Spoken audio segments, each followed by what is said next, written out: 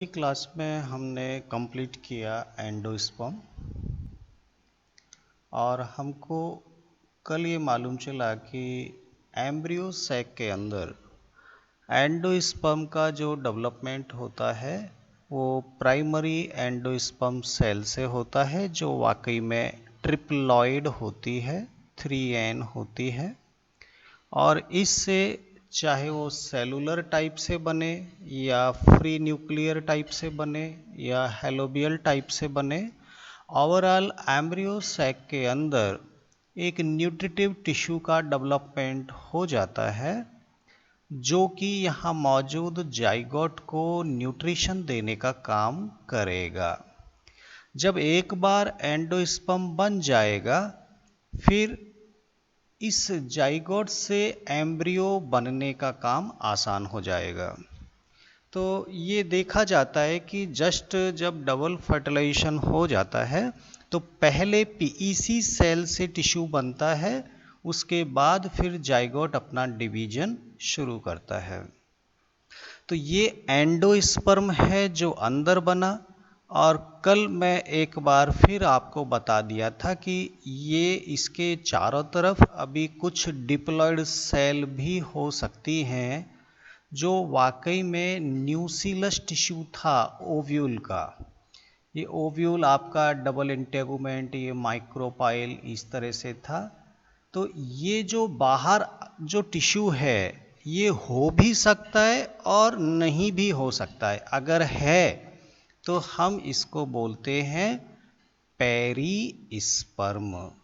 थोड़ा सा ये बच्चों को बहुत कंफ्यूज करता है, सर एंडोस्पर्म कहाँ है और पेरीस्पर्म कहाँ है। पेरी मतलब बाहर, चारों तरफ जो एम्ब्रियो सैक के बाहर, ये डिप्लॉयड सेल का है, और एंडोस्पर्म ये आपका ट्रिप्लॉयड सेल का है। ये थोड़ा सा आपके दिमाग पे कंसेप्ट होना चाहिए। और इतना भी आपको बताया कि माइक्रोपाइल की तरफ ही आपका जाइगोट देखने को मिलेगा। जाइगोट कभी भी इधर चला जाए एंड की तरफ नहीं मिलेगा हमेशा, क्योंकि यहीं पर सिनर्जिड सेल थी, यहीं पर एग सेल थी। तो ये हमेशा माइक्रोपाइल जिधर भी होगा उधर ही जाइगोट होगा, उधर ही आपका एम्ब्रियो का डेवलपमेंट होगा। ठीक है, ये बात जब समझ में आ गई तो अब हम देखेंगे कि after getting nutrition from the endosperm, how this zygote will convert into embryo. Zygote से एम्ब्रियो कैसे बनता है, ये प्रोसेस आज की क्लास में हमको समझना चाहिए। इस पूरी प्रोसेस को बोलते हैं एम्ब्रियोजेनेसिस। एक्चुअली एम्ब्रियो बन रहा है, इसलिए जेनेसिस शब्द यूज किया गया, एम्ब्रियोजेनेसिस। तो कंडीशन तो समझ में आ गई कि पहले जब तक एंडोस्पर्म नहीं बन जाएगा एम्ब्रियोजेनेसिस प्रोसेस शुरू नहीं हो सकती। और जब एक बार एंडोस्पर्म बन गया, उसके बाद फिर जब न्यूट्रिशन मिलना शुरू हो जाएगा जाइगोट को, तो ये अपना डेवलपमेंट शुरू करेगा। तो क्या होता है, कैसे बनता है जाइगोट से एम्ब्रियो, वो आपको थोड़ा सा मैं समझाने की कोशिश करता हूँ। तो सबसे पहले मैं एक छोटा सा फिर से ये डायग्राम बनाऊंगा ताकि आपको समझ में आए।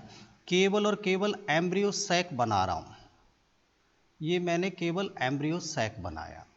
ठीक है, यहाँ पर पूरा टिश्यू बन चुका है, जिसको हम क्या बोल रहे हैं, एंडोस्पर्म बोल रहे हैं। ये न्यूट्रिटिव बहुत डेंस साइटोप्लाज्म है और वेल डेवलप्ड न्यूक्लियस है, ट्रिप्लॉइड सेल है, इसलिए न्यूट्रिशन की कोई कमी नहीं है।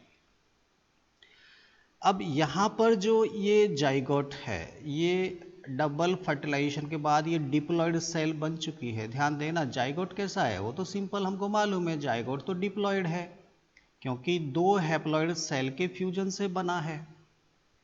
तो ये जाइगोट अब जब डिवीजन करता है तो कौन से डिवीजन करेगा, चूंकि एंजियोस्पर्म प्लांट को एक डिप्लॉइड प्लांट बनाना है तो एम्ब्रियो भी डिप्लॉइड सेल का होगा। इसका मतलब जब ये जाइगोट डिप्लॉइड बन ही चुका है और इसको एक डिप्लॉइड ही प्लांट बनाना है, या मैं कहूँ एक डिप्लॉइड ही एम्ब्रियो बनाना है, तो यहाँ जितने भी डिवीजन होंगे वो सब के सब माइटोसिस डिवीजन होंगे।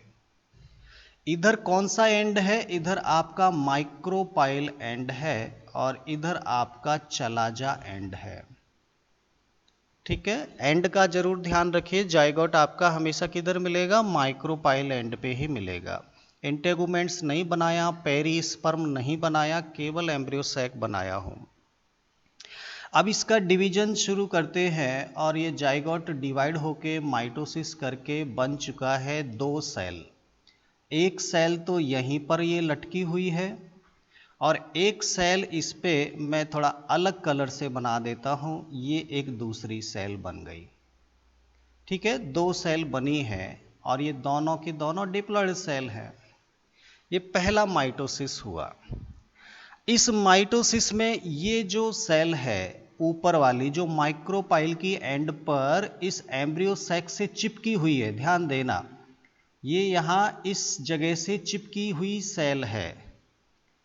जो आपका एम्ब्रियो सैक की वॉल है उससे ये चिपकी हुई है। इसको हम बोलते हैं बेसल सेल, बेसल सेल।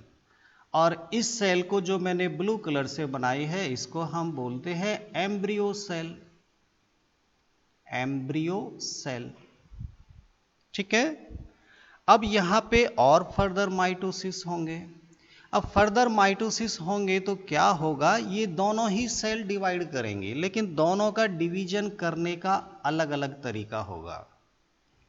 जो ये बेसल सेल है, जो ये इससे चिपकी हुई है, ये जो बेसल सेल है, ये डिवाइड करेगी तो इस तरह की एक इलोंगेटेड 1 से 2 सेल बनेंगी, 2 से फिर 4 बनेंगी, 4 से 8 बनेंगी। इस तरह एक इलोंगेटेड चेन ऑफ सेल बनाती है ये बेसल सेल। ये जो आपका बेसल सेल 1 से पहले 2 बनी, 2 से फिर 4 हो गई, 4 से 8 हो गई। इस तरह का एक इलोंगेटेड एक थ्रेड जैसा एक सस्पेंसर बनता है। इसको क्या बोलते हैं? सस्पेंसर। सस्पेंसर किससे बना है? बेसल बॉडी के माइटोसिस करने से। तो क्यों ना मैं यहाँ पर ये सस्पेंसर बना के आपको दिखाऊं, लेकिन उससे पहले इस एम्ब्रियो सेल के अंदर भी डिवीजन होते हैं। और इस एम्ब्रियो सेल के जो डिवीजन होते हैं, सपोज ये वो सेल थी तो पहले 1 सेल हो गई, 1 से 2 हो गई, 2 से 4 हो गई, 4 से 8 हो गई, 8 से 16 हो गई। इस तरह का ये जो नई सेल बनेंगी उसका ग्रुप जो है वो इस टाइप से होगा। बेसल सेल इस टाइप से डिवीजन करेगा, इसका जो अरेंजमेंट होगा एक थ्रेड जैसा होगा, और जो एम्ब्रियो सेल है उससे कुछ इस तरह का डेवलपमेंट होगा। ठीक है, तो मैं यहाँ पर क्यों ना इन दोनों सेल को मिटाकर ये थोड़ा स्ट्रक्चर सही ढंग से बनाऊं। ये जो आपका बेसल सेल है वो तो इस तरह से डिवाइड करके एक इलोंगेटेड पार्ट बन गया है। नंबर ऑफ सेल यहाँ पे कोई फिक्स नहीं है, 6 सेल, 8 सेल, 10 सेल, कितना भी हो सकता है। ऐसा कोई हार्ड एंड फास्ट एक कोई रूल यहाँ फॉलो नहीं होता है। लेकिन यहाँ पर जो ये एम्ब्रियो सेल थी उसने कुछ इस तरह का ग्रुप ऑफ सेल बना लिया है। ये पार्ट आपको समझ में आना चाहिए।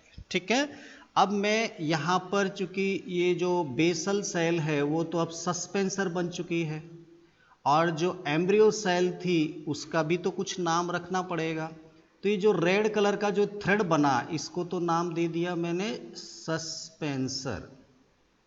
ठीक है, और ये किससे जुड़ा हुआ है सस्पेंसर? इधर एम्ब्रियो सैक से लटका हुआ है, अंदर ये स्पेस है, ध्यान देना ये स्पेस है। हाँ, चारों तरफ आपका ये हो सकता है टिश्यू इस तरह का, ये जो पूरा आपका टिश्यू है ये हो सकता है, एंडोस्पर्म चारों तरफ हो सकता है। यहाँ पर भी फिलहाल एंडोस्पर्म हो सकता है, लेकिन एंडोस्पर्म जैसे जैसे यूज होता जाएगा स्पेस बनता जाएगा। इस टिश्यू का काम ही है इसको न्यूट्रिशन देना। जितना ये डिवाइड करेगा उतना एनर्जी चाहिए, उतनी ही एंडोस्पर्म को ये कंज्यूम करता जाएगा और यहाँ जगह खाली होती हुई चली जाएगी। ठीक है, ये जो ब्लू कलर से मैंने जो गुच्छा बना दिया इसे हम बोलते हैं प्रो एम्ब्रियो। इसको क्या बोलेंगे? Pro embryo. तो ये 2 पार्ट बन चुके हैं, एक सस्पेंसर और एक प्रो एम्ब्रियो बन चुका है।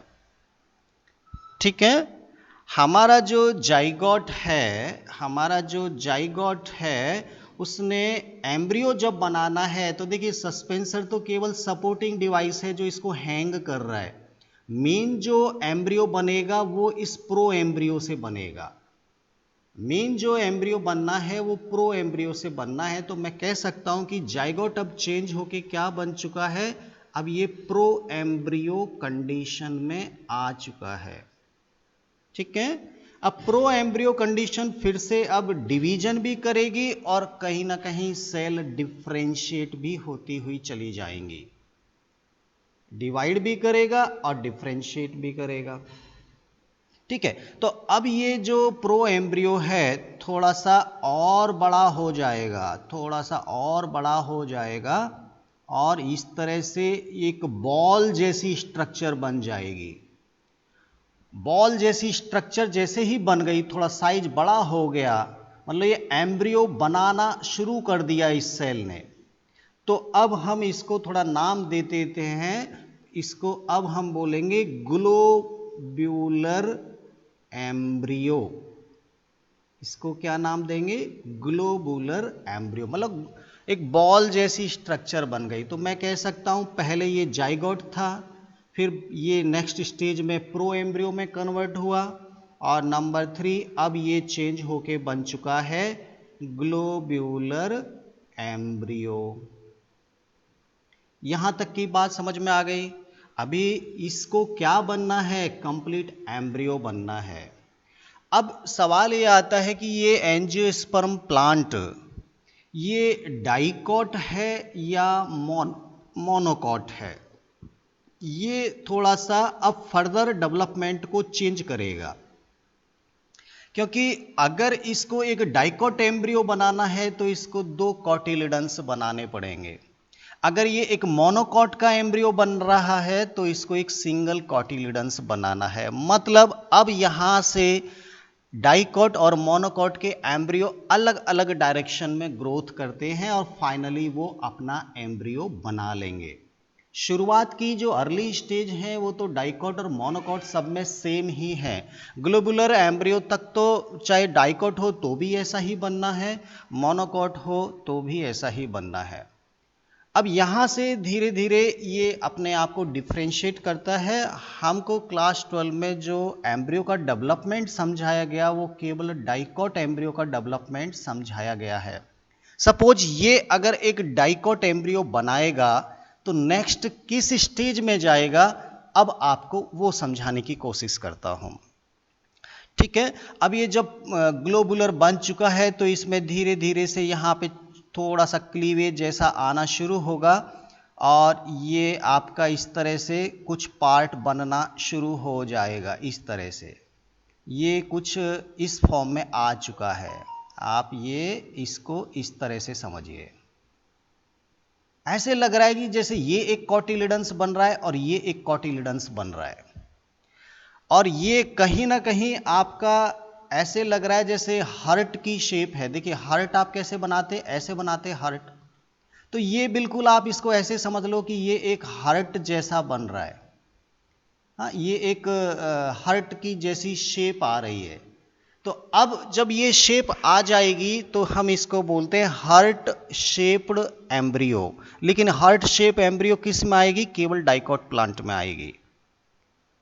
बात समझ में आ रहा है। सस्पेंसर ने तो एक बार जितना लटकाना था उतना लटका दिया, उसमें और कोई फर्दर डिवीजन अब नहीं होंगे।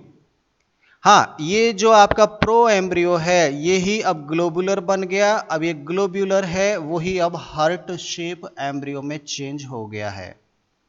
हार्ट शेप्ड एम्ब्रियो स्टेज याद रखना, ये नंबर 4 स्टेज पे पहुंच चुका है। आपको ये सीक्वेंस याद भी होना चाहिए। 2 नंबर में ये सीक्वेंस ही पूछ लेते हैं कि जब एक डाइकॉट का एम्ब्रियो डेवलप करता है तो कौन कौन सी स्टेज फॉलो करता है, नाम लिखिए।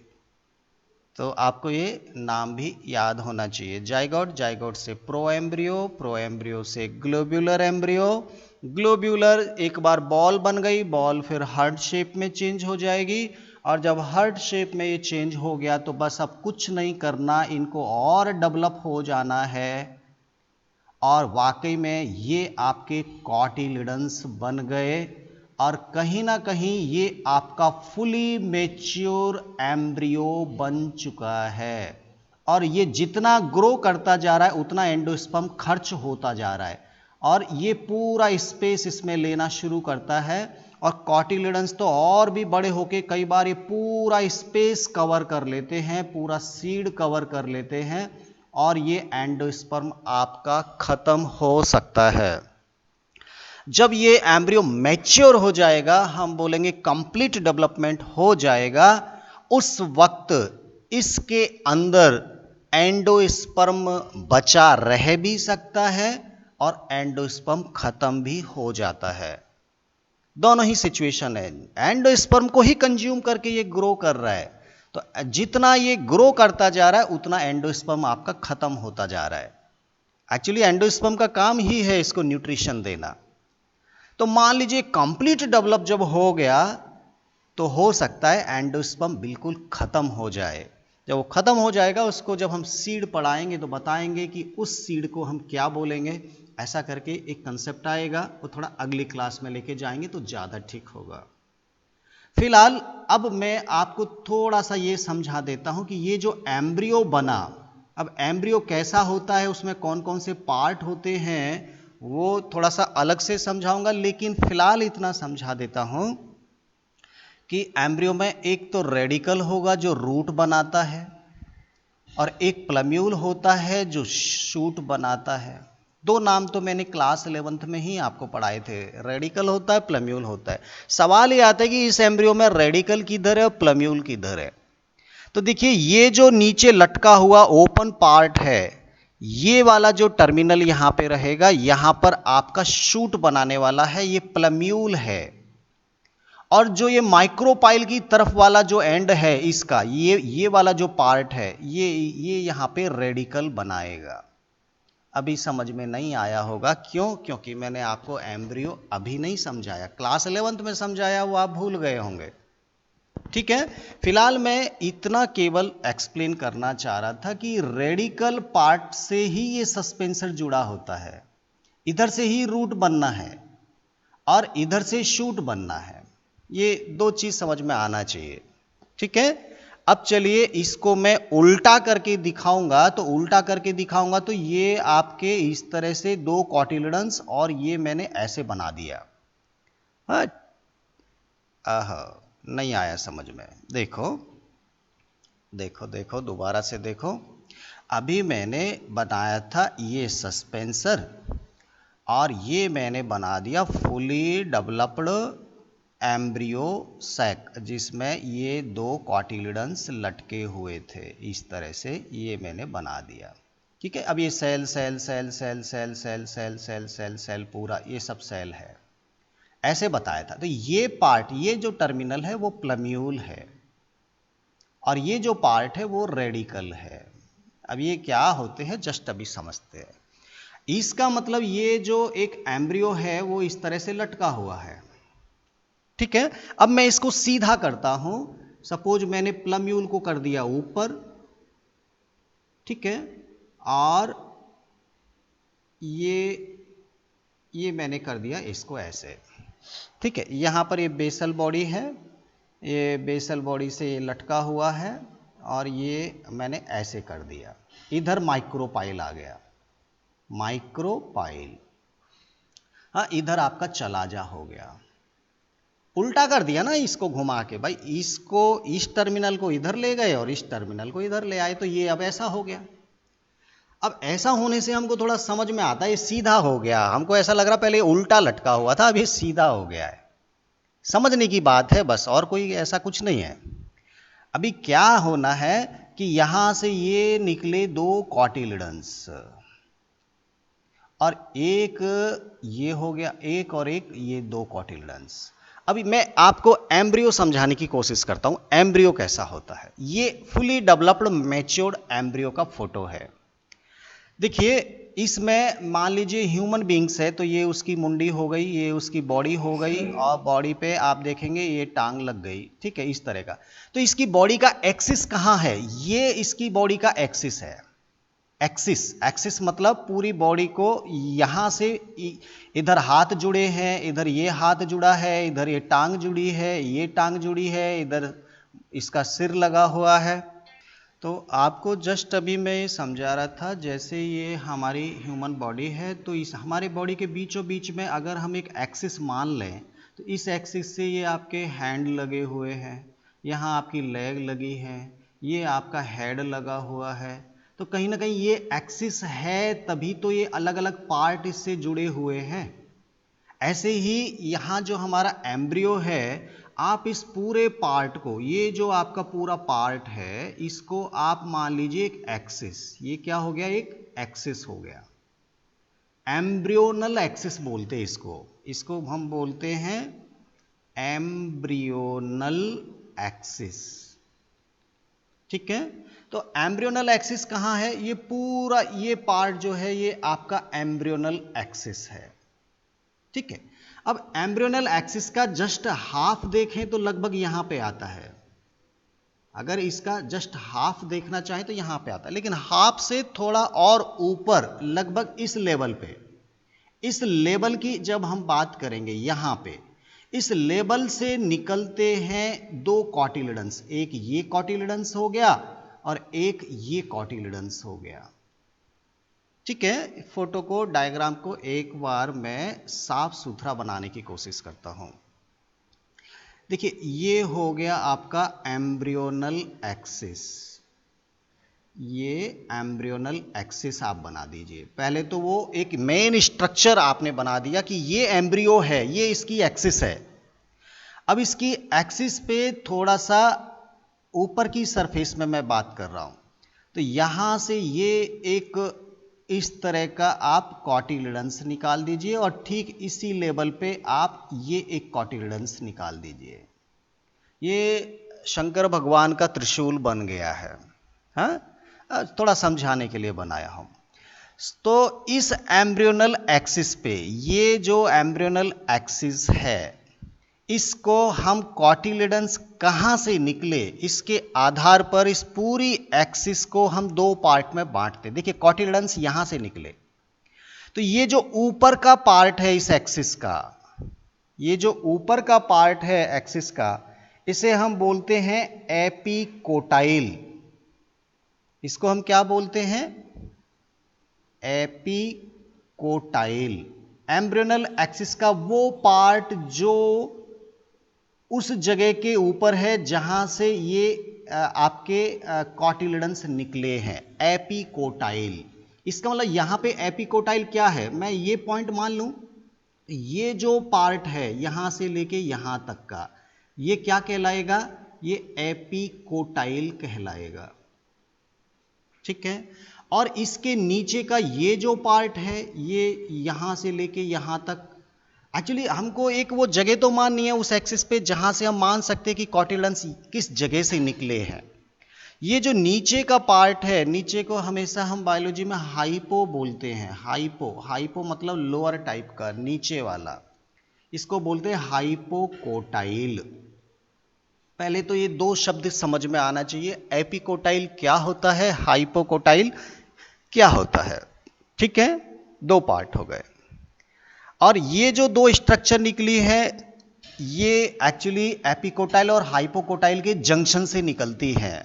एक्चुअली हमने इसी के आधार पे ही तो एपिकोटाइल हाइपोकोटाइल बोला है, बाकी बोलने से कोई मतलब ही नहीं था। इनको हम बोलते हैं कॉटिलिडन्स। कॉटिलिडन्स कितने हैं? दो, क्योंकि ये मैं जो एम्ब्रियो बना रहा हूं वो डाइकोट का एम्ब्रियो है। ठीक है, अब एपिकोटाइल का जो टर्मिनल पार्ट है, ये जो पार्ट है यहां पे, एपिकोटाइल का जो ये टर्मिनल पार्ट है, यहां पे जो ग्रुप ऑफ सेल हैं ये वाला, ये आपका कहलाएगा प्लम्यूल। ये क्या कहलाएगा? प्लम्यूल। ठीक ऐसे ही जो हाइपोकोटाइल का ये एकदम जो टर्मिनल वाला पार्ट है, ये जो टर्मिनल वाला पार्ट है, ये आपका कहलाता है रेडिकल। ये एक फुली मैच्योर्ड एम्ब्रियो है। जब ये सीड जर्मिनेट करेगा, ये एम्ब्रियो जब एक प्लांट बनाएगा, तो रेडिकल से आगे रूट बनेंगी और प्लेम्यूल से आगे चलकर शूट बनेगा या स्टेम बनेगा। ठीक है, ये एम्ब्रियो का एक हेड मान लिया, एक हमने टेल मान लिया। टेल को रेडिकल बोल दिया और हेड को हमने प्लेम्यूल बोल दिया। अब थोड़ा कंफ्यूज नहीं होना है। मैं जब ये आपको माइक्रोपाइल इधर बना रहा था, माइक्रोपाइल इधर बना रहा था, यहाँ पे मैंने सस्पेंसर बनाया था। तो ये जो आपका बना, ये मान लीजिए हो गया एम्ब्रियोनल एक्सिस, और ये कॉटिलिडन्स मैंने ऐसे यहाँ पर इस तरह से ये डेवलप हो रहा था। तो प्लेम्यूल ये है, ध्यान देना, ये क्या है, ये प्लेम्यूल है और ये आपका रेडिकल है। ठीक है, और माइक्रोपाइल किधर है, माइक्रोपाइल इधर है। इसका मतलब रेडिकल होता है माइक्रोपाइल की साइड में, रेडिकल होता है माइक्रोपाइल की साइड में, ये भी थोड़ा दिमाग में रखिएगा। और यही हमारा सस्पेंसर से कनेक्ट होता है, हम कहें तो यहां से ये पूरा इससे कनेक्टेड है। तो दो शब्द मैंने समझाए, एपिकोटाइल, हाइपोकोटाइल। एपिकोटाइल का टॉप मोस्ट पार्ट प्लेम्यूल कहलाएगा, हाइपोकोटाइल का लोअर मोस्ट पार्ट आपका रेडिकल कहलाएगा। Is that clear? ठीक है। अब ये डाइकॉट प्लांट है, तो हमने देखा कि इसकी रूट में रेडिकल की सेफ्टी के लिए एक और टिश्यू डेवलप हो जाता है। एक्चुअली यहाँ की जो ये आसपास की सेल हैं, ये थोड़ा ग्रोथ करती हैं, डिवीजन करती हैं ये वाली सेल, और डिवाइड करते करते करते करते इसको थोड़ा सुरक्षित कर देती हैं, ताकि ये सॉइल पार्टिकल्स के बीच में ये पार्ट डैमेज ना हो। इसको हम बोलते हैं रूट कैप। इस टिश्यू को क्या बोलते हैं, रूट कैप बोलते हैं। हम कह सकते हैं कि रेडिकल के भी आगे एक प्रोटेक्टिव पार्ट देखने को मिलता है डाइकॉट में। हाँ, इसको बोलते हैं रूट कैप। और क्या इसमें समझाना चाहिए? डाइकॉट का एम्ब्रियो तो आपको समझ में आ गया है, मुझे लग रहा है, इसमें कहीं कोई डाउट नहीं है। अब सवाल यह है कि सर अगर ये मोनोकॉट का एम्ब्रियो होता तो क्या चेंज होता? सवाल यही है। अब ये डायग्राम आपको एकदम कंसेप्ट मैंने पूरा क्लियर करने की कोशिश किया, रूट कैप भी लगा दिया। अब हम देखते हैं कि अगर ये एम्ब्रियो एक मोनोकॉट का होता तो वो कैसा दिखता, वो हम कैसे बनाएं, वो थोड़ा आप समझने की कोशिश कीजिए। सबसे पहले जब मैंने आपको 11th में क्लासिफिकेशन पढ़ाया था, तो जब हमने एंजियोस्पर्म का क्लासिफिकेशन किया था, तो जब इसकी मैंने दो क्लास बताई एंजियोस्पर्म में, तो पहले मुझे बताओ, मैंने यहाँ मोनोकॉट लिखा था या डाइकॉट लिखा था? पहले यहाँ डाइकॉट लिखा था और बाद में इधर मोनोकॉट लिखा था। ऐसा मैंने क्यों लिखा? क्योंकि इवोल्यूशन जिसका एकदम लेटेस्ट है, जो सबसे बाद में बना, जो सुपर मोस्ट है, सबसे टॉप एडवांस है, वो हमारा मोनोकॉट है। ये तो मोनोकॉट से भी पुराना है, मतलब ये इसकी बजाय कम डेवलप है। डाइकॉट में बहुत सारी कमी देखने को मिल सकती है, मोनोकॉट तो उससे भी एडवांस प्लांट है। अगर आज हम बात करते हैं हमारी इस अर्थ के ऊपर मोस्ट एडवांस प्लांट कौन है, तो हमारा आंसर आएगा most advance plant monocot plant को कहा जाएगा। मोनोकॉट जो प्लांट है वो सबसे एडवांस है। तो जो हमारा डाइकॉट का एम्ब्रियो था, डाइकॉट का एम्ब्रियो अगर मैं फिर से एक बार जस्ट एक रफ बना देता हूँ, रफ क्या, ये बिल्कुल सही डायग्राम है, कोई दिक्कत नहीं है। ये हमारा डाइकॉट का एम्ब्रियो है। तो मोनोकॉट का जो एम्ब्रियो होगा वो इससे भी अलग होगा, सुपर होगा, मोस्ट एडवांस और डेवलप्ड होगा। हाँ, समझ में नहीं आया भाई? जो ज्यादा एडवांस प्लांट है उसका एम्ब्रियो भी ज्यादा एडवांस होगा। यहां पे दो कॉटिलिडन्स हैं, दो कॉटिलिडन्स है, इधर केवल एक कॉटिलिडन्स है। सर ये एडवांस क्या है, ये तो उल्टा कम हो गया। अरे भाई कम क्या हो गया, कुछ और डेवलप कर लिया होगा उसने।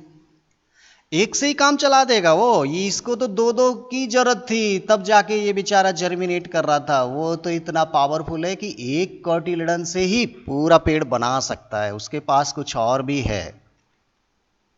क्या है वो बाद में देखेंगे, फिलहाल सिंगल कॉटिलिडन्स। तो ये एम्ब्रियो कैसा होगा, इसके पास भी एक एम्ब्रियोनल एक्सिस होगी, भाई इसके पास भी क्या होगी, एक एम्ब्रियोनल एक्सिस होगी, ये एम्ब्रियोनल एक्सिस। और जैसे इसमें यहां से मैंने 2 कॉटिलिडन्स निकाले, अब मैं इसमें केवल एक कॉटिलिडन्स निकालता हूं, वो भी बड़ा वाला, थोड़ा बड़ा निकाल दीजिए, लंबा चौड़ा अच्छा वाला, ये कॉटिलिडन्स, ये सिंगल कॉटिलिडन्स है, मोनोकॉट का है, एक ही है बस, इसमें इधर कुछ नहीं है। तो ये जो पार्ट है ऊपर वाला एपिकोटाइल, नीचे वाला क्या हो जाएगा, हाइपोकोटाइल। सिंपल है ना, इसमें कोई कंफ्यूजन नहीं। सबसे पहली बात, इसका अकेला जो कॉटिलिडन्स है वो काफी रिजर्व फूड रखता है, कुछ अलग है इनके बजाय, इसलिए इसको एक अलग नाम देना ज्यादा ठीक होगा। इस सिंगल कॉटिलिडन्स को हम एक नाम दे देते हैं स्कूटेलम। इसको क्या नाम दे दिया, स्कूटेलम। स्कूटेलम क्या है, scutellum is a cotyledons of monocot embryo, बस सिंपल। ठीक है, अब देखिए ये आपका स्कूटेलम हो गया, यहां पे क्या होना है, यहां पे प्लम्यूल होना है, ये क्या है, ये प्लम्यूल है, और इधर यहां इस एंड पे क्या होना है, ये रेडिकल है,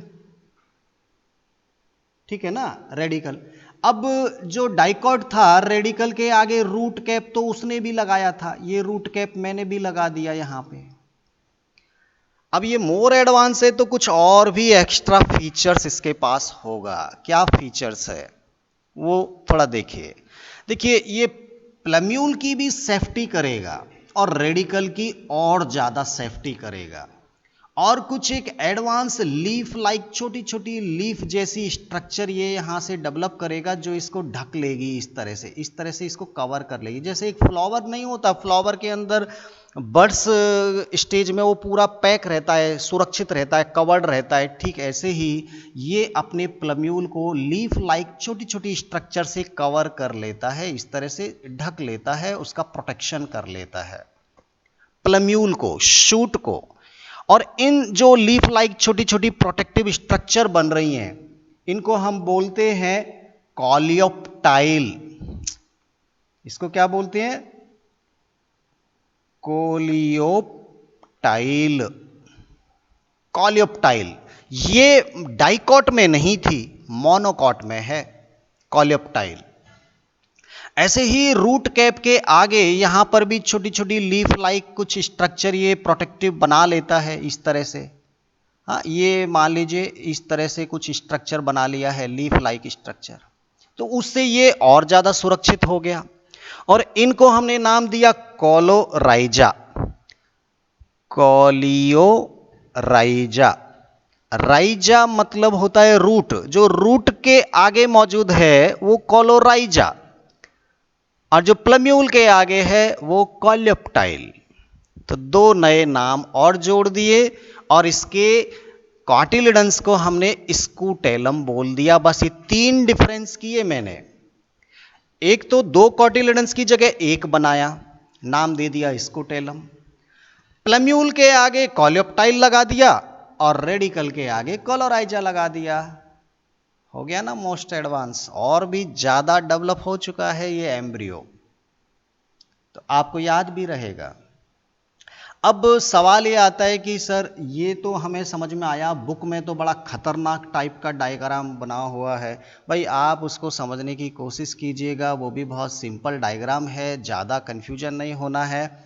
एक जस्ट इस तरह की एम्ब्रियोनल एक्सिस उसने बना दिया है, थोड़ा टेढ़ा मेढ़ा कर दिया है, हाँ, और उसके आगे जो लीफ लाइक स्ट्रक्चर है उनको ऐसे बना दिया है, कोलोराइजा ऐसे बना दिया है, और इधर रेडिकल के आगे इस तरह की और एडिशनल प्रोटेक्टिव ये लगा दिया है, और यहाँ से जो कॉटिलिडन्स निकला वो ऐसे करके थोड़ा ऐसे बना दिया है, और इन सब को एक आउटर कवरिंग सी में पैक कर दिया है। ये लो, ये बन गया आपका मोनोकॉट का, क्या बन गया, एम्ब्रियो बन गया ना। बस समझ में आना चाहिए, फिर तो आप बना डालोगे इसको।